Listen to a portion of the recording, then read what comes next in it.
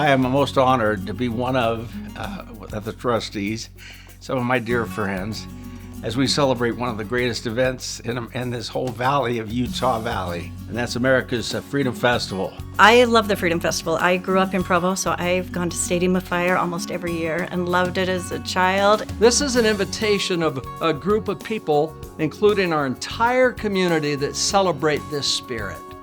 A time of year when we remember those things that are most important to us.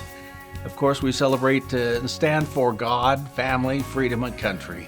I honestly don't believe that you could do this anywhere else in the country. I think Provo, Utah, and Utah County is just a specific place where people want to volunteer and to be involved and have that community spirit. Like it's among the very best in the whole nation. It is a light into the whole nation. When I started in the summer of 2019. So the first year I was going to actually put something together was 2020, and you know what that was? That was COVID.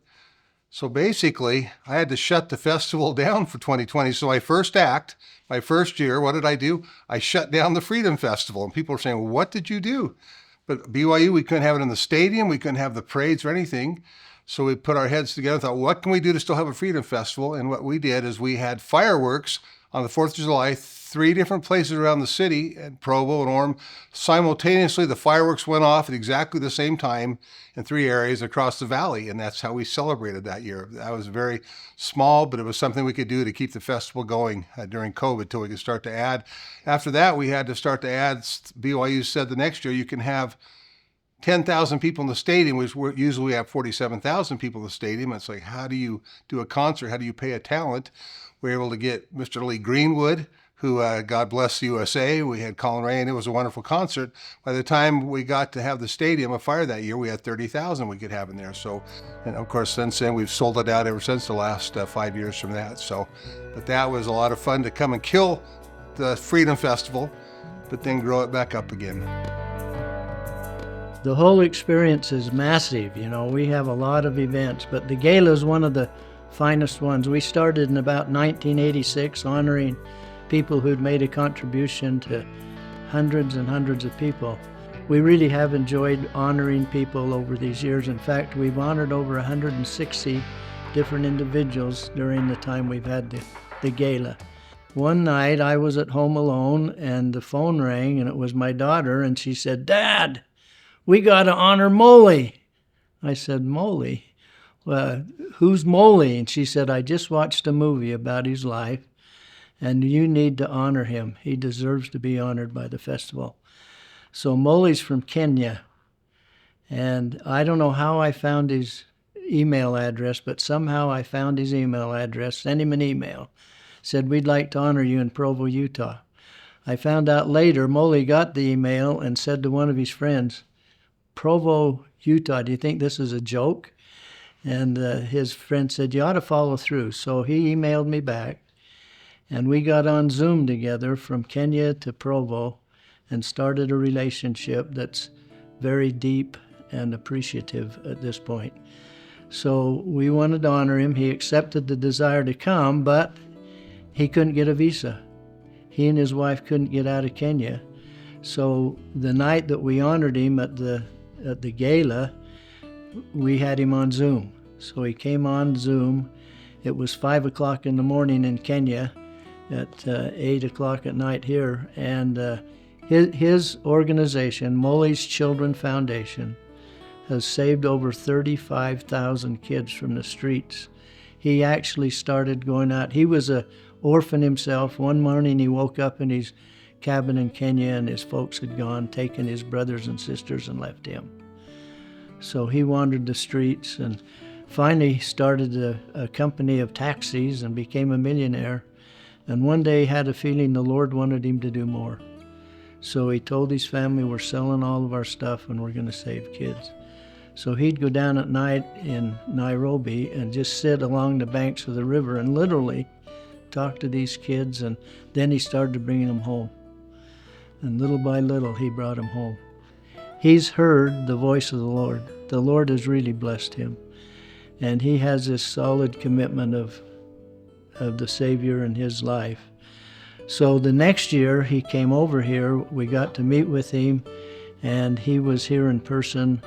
And while he was here, we introduced him to the fellow who's in charge of the Mormon Tabernacle Choir Christmas program. So last year they honored him. They honored Molly. And so when that one goes out this year to across the nation, it will be with him and his story. 10 days ago, Elder Razband of the Quorum of the 12 went to Kenya and met Molly and saw his kids sing a choir to them. And at the conclusion, Elder Razband gave Molly $120,000 from the church to bless his organization.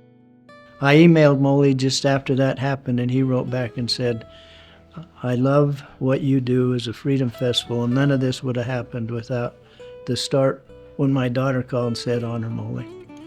So a wonderful part of the gala. One of the nicest events that we have out of the 28 or 30 that we sponsor every year is the patriotic service. But in this particular case, it's one individual that has represented a great love for this country, but also has high values. It was Cardinal Timothy Dolan, who was the Archbishop in New York. He was a very dear friend, we learned, of Elder Quentin Cook of the Quorum of 12 Apostles. And he agreed to go back and invite the Archbishop to be our guest. He accepted. We then put together all the plans of bringing him here. Now bear in mind that we had some really outstanding speakers in the past. Each one of them was very patriotic. We always had music at the event. This one seemed important because this was the highest Catholic representative in the nation. One who would later on even be considered as a pope in the Catholic Church. So we felt this was a wonderful opportunity not only to expose us to him, but then we wanted to expose him to us. So we invited him. A companion and myself went out to the airport and met him at the airport. He was not hard to find. His smile, his genuine interest just automatically caught us. We took them for a little tour in the car around Temple Square, showed him the temple. We showed him Billy Whaler Cook's at his office and showed him the mountains. He was thrilled. We came down to Provo, we went down to Brigham Young University campus, showed him around there, then we went had a bite to eat and went to the hotel. The next evening, Sunday, he was there at the dinner before the event with Elder Cook. Once again, gracious, humorous, conservative. He wanted to meet a lot of the local dignitaries, so we invited him to do so. We had music, we had the Pledge of Allegiance, we had wonderful talks from our youth speakers, but when he spoke, there was magic. We were sorry that there weren't more people in attendance, but the Marriott Center was being refitted for new seats. We went to the UVU Center, which was very nice. But he caught our attention because he was so valiant in his support of freedom. He was so valiant of the values that the Catholic Church and the Latter-day Saint Church enjoyed together. And he expressed those feelings in his talk. One highlight I'd like to share is Montel Williams became, we had a group here that was working with him in business, and Montel agreed to come out. He wasn't going to charge us anything.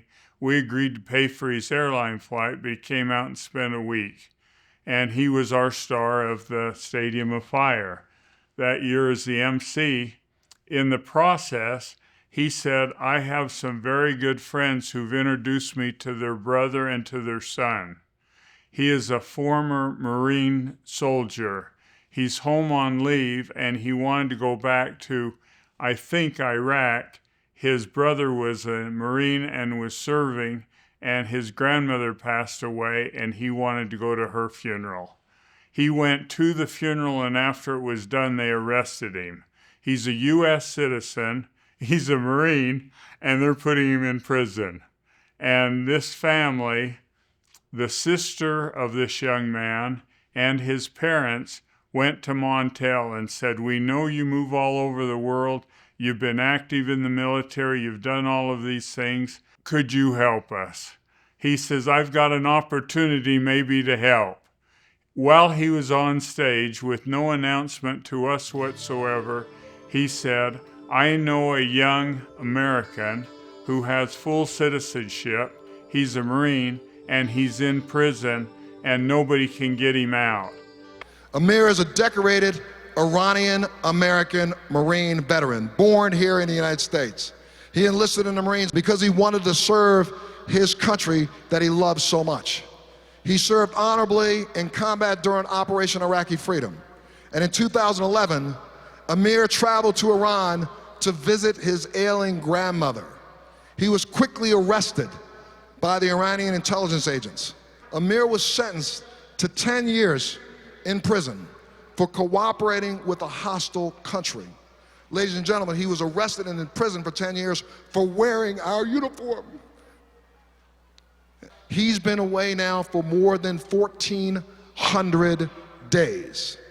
So on this day, when we celebrate our own freedoms right here, I call for the freedom of Amir Hekmati and all the other Americans who are being held without reason. But we all shouted that Marine's name.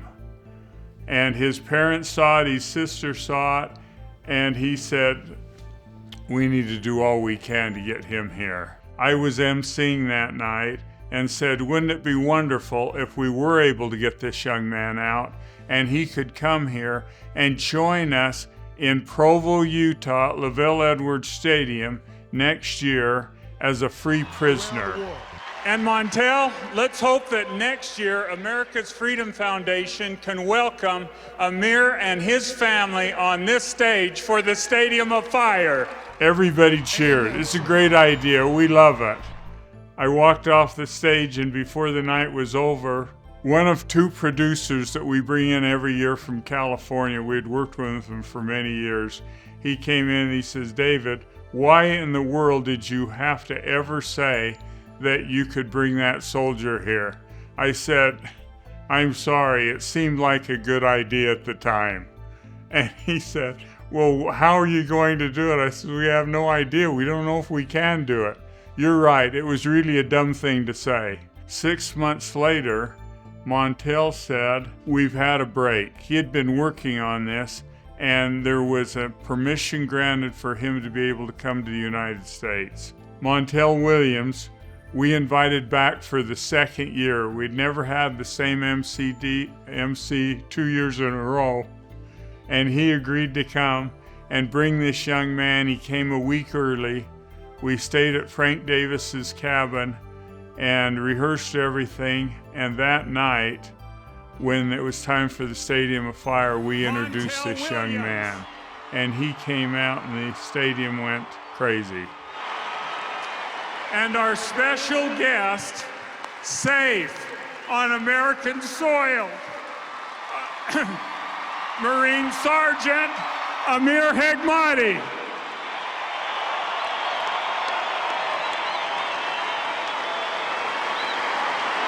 Just want to say that your prayers didn't go unheard.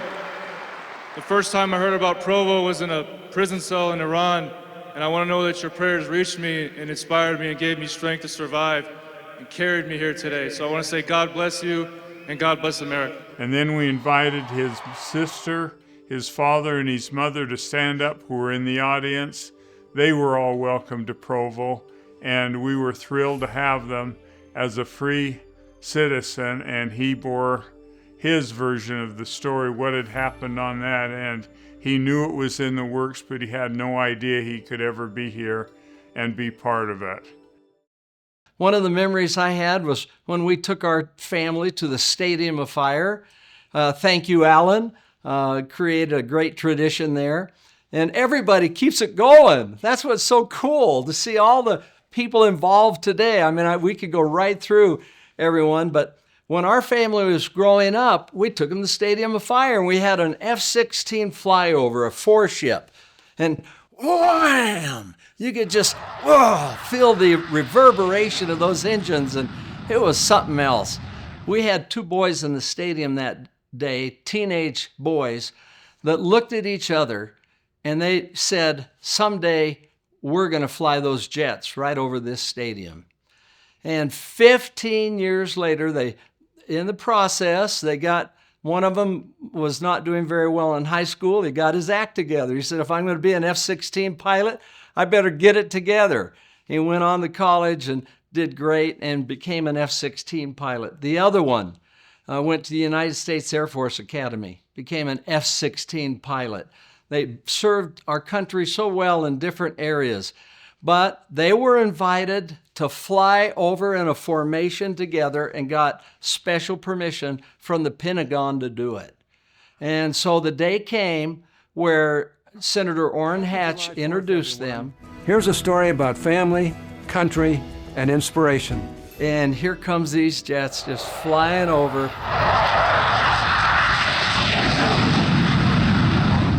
It was amazing. The hair was standing on everybody's neck. There were tears in that stadium all over as they were introduced. They had cams in each one of the cockpits. And they introduced themselves and said, "Happy birthday, America." And they said, "We're from Orem, Utah." And it was fun. And when they did it, they finished the flyover, and the older brother said to the younger one, he said, "Well, little brother, I did it with no hands." And his brother came back and said, "Well, that's not bad, Rob." He says, "Because I did it with my eyes closed." Well, this is our tradition. It's wonderful. And we want to see this freedom perpetuated that we have that's so unique in this wonderful world of ours. Go forth from Provo and emanate from the people's spirits and hearts, and some of our activities will fill this country. Since being associate director, I have gone to every event. We have over 30 events, and a lot of them I hadn't been to before. And just to see some of these other events, it's amazing. There is not one event that we put on that isn't just neat to see, and to see how excited the people are to be there. So in 2010, I was made director of Miss Provo, and we were able to come and help with a lot of the events. So that was kind of my first introduction into a lot of the different events that they have. And then in 2016, Paul Warner was the executive director at that point. He asked if I would come and be the chairperson for the baby contest. And of course I said yes, because there is nothing cuter than the babies. To see them dressed up in these fun costumes and getting excited about America and being part of the community is so much fun. You would have parents and grandparents and aunts and uncles. It's amazing how many would come to be with these babies and to be part of this event. So the next year, in 2017, Paul called me in again and said, "Would you be willing to keep baby contests, but also to be in charge of Freedom Days and to come work in the office a little bit?" We estimate that there's about 50 to 100,000 people that show up to Freedom Days. So you cannot say no to Paul Warner. So of course I said, yes, I would love to come and work with you. They're amazing people. The trustees, the executive council, all of the people that we work with are so incredible. So really neat to be able to see the community come out. We have bands that show up, and just everyone that wants to participate and be part of it. Well, first of all, we started a show called, we didn't have a name for it. It was about patriotic service or panorama when I first started. And we came up with to try to make it more exciting. And I said, well, you need to come up with a name. Well, we went through a lot of Hope of America. We came up with Red Hot and Blue. We came up with This Is My Country, all fired up. And another was, it was called Circus in the Sky. I said, what can we do that people have not seen before? I said, well, I've always wanted to light 1 million firecrackers. So we ordered 1 million firecrackers, and Guinness Book of Records came up to document it. And to make sure we got it, I put an extra 30,000 firecrackers in there, along with 1 million. And we thought, well, it might be boring. Boom, boom, boom, boom, boom, boom, boom, boom, boom. I'm afraid of that. So what we did, we double fused it from the front and the back. We had 1,030,000 firecrackers draped over all these frames that we put out in the center of the stage, and now that's BYU territory. So we had to protect the grass. We put all the wood. We took extra precautions. We had brought in the 2 great big fire trucks and all the fire marshals and the ambulances, and it played up the whole scene because it had never been done before. I wanted to make sure we're safe. And we wanted to be timing and pacing, and so with music, and that's my background. And we'd love to put the music and the visuals together, synchronize them. And with our fireworks people, we did that. And when we did, we wanted to make sure that we involve all the community. So we've got sponsors there with all of their excitement. We had a coloring contest, and the little boy won a contest, so he got to push the plunger to start it. We had all the beauty queens and all the family, the Hope of America dancers. The large Miller goes in the Guinness Book of World Records. You can say you were here. Are you ready? We had everybody on their edge, and we said, it's never been done before. Hold your ears, hold your eyes. Grab those kids, don't let them run out. Here we go, 10, 9, 8, and we counted down. When we got to 0, that little boy pushed the plunger, and doggone, those fuses went whoop. And it went into time warp. And I went, moving slow like this. And 1 million firecrackers went off in 6 seconds. The audience was stunned. They were quiet. Some sponsors are wearing t-shirts that they made called I Survived Stadium of Fire. We're all laughing about it because it's never been done. And after 6 seconds, you'd have thought we won the Super Bowl.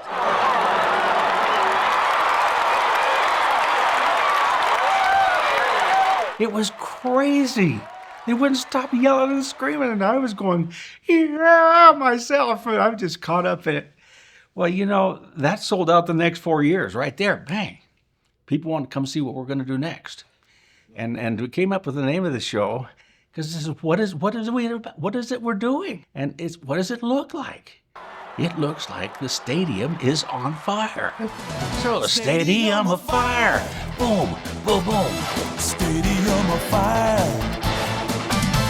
Celebrate tonight, fill the sky with light. That is our desire. Stadium of fire. See, they've got accents, and that's where we program our fireworks to go with it. People love it. They sing along with it. It's tradition. Stadium of fire. When you get an entertainer, and we've had a bunch of them that say, well, we want to play your show, but we bring the best, we try to do the best, and we fire fireworks with the best we've got, and it's not their show. They're part of our show because we're not a concert. We are an event, and we want to appeal to all members of the family.